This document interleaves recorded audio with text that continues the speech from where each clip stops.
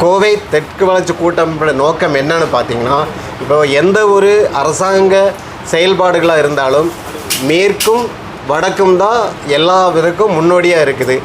ஆனால் தெற்கில் பார்த்திங்கன்னா எந்த விதமான வளர்ச்சியோ எந்த விதமான ஒரு முன்னேற்பாடுகளோ எந்த விதமான ஒரு முன்னேற்றமும் கிடையாது. அதனால் இந்த தெற்கு வளர்ச்சி கூட்டமைப்பு ஆரம்பிப்பதற்கான காரண நோக்கமே அதுதான்.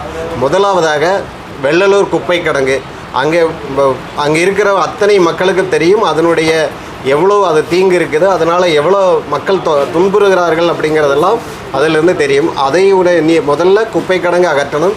இரண்டாவது ஒரு பஸ் ஸ்டாண்டு பேருந்து நிலையம் அங்கே கொண்டு வந்தாங்க, அதை இடையில நிறுத்தி வச்சுட்டாங்க. அதை மீண்டும் ஆரம்பிக்கணும் அப்படிங்கிறத இந்த கோவை தெற்கு வளர்ச்சி கூட்டமைப்பினுடைய மிகப்பெரிய நோக்கம். மேலும் இப்போ பார்த்திங்கன்னா போத்தனூர் ரயில் நிலையத்தை மேம்படுத்துறதுக்கு ரயில்வே பயனாளிகள் சங்கத்தோடு இணைந்து கோவை தெற்கு வளர்ச்சி கூட்டமைப்பும் தொடர்ந்து பாடுபட்டு கொண்டு இருக்கிறது. இந்த ஓராண்டு காலமாக பார்த்திங்கன்னா அந்த போத்தனூர் ரயில் நிலையம் மிக செழிப்பான நிலையில் கொண்டு வந்திருக்காங்க. இதுக்கு கோவை தெற்கு வளர்ச்சி கூட்டமைப்பு பங்கும் மிக முக்கியம் என்பதை நாங்கள் தெரிவித்துக் கொள்கிறோம். அதே போல் பொதுவாக தெற்கில் இருக்க அனைத்து பகுதிகளிலும் நல்ல வளர்ச்சியும் நல்ல மேம்பாடும் அடைய வேண்டுவதற்காக இந்த தெற்கு வளர்ச்சி கூட்டமைப்பு தொடர்ந்து பாடுபட்டு கொண்டு இருக்குது. இன்னும் அதற்காக தன்னுடைய இயன்ற அளவு தன்னுடைய பங்களிப்பை கொடுப்பதற்கு கோவை தெற்கு வளர்ச்சி கூட்டமைப்பு தயாராக இருக்கிறது.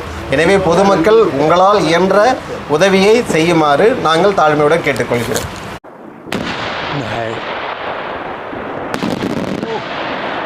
தெற்கு வளர்ச்சி கூட்டமைப்புங்கிற ஒரு அமைப்பை வலுப்படுத்துறதுக்காகவும் அதனுடைய செயல்திறன்களை நல்லபடியாக கொண்டு வர்றதுக்காகவும் இந்த ஒரு நிதி ஒரு ஃபண்டு கலெக்ட் பண்ணுறதுக்காக நீங்கள் பொதுமக்கள் வாங்குகிற பட்டாசுக்கு உங்களுடைய பங்கிலிருந்து 5% தள்ளுபடியும் அவர்களுடைய பங்கிலிருந்து 5% தள்ளுபடியும் மொத்தமாக 10% தெற்கு வளர்ச்சி கூட்டமைப்புக்காக ஒதுக்கப்படுகிறது.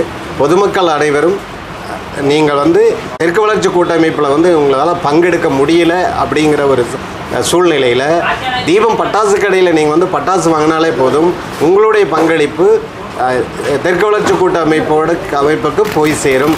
அதனால் நீங்கள் ஒவ்வொருவரும் மறக்காமல் இந்த தீபம் பட்டாசு கடையை உங்களுடைய பங்களிப்பை தருமாறு தாழ்மையுடன் கேட்டுக்கொள்கிறோம்.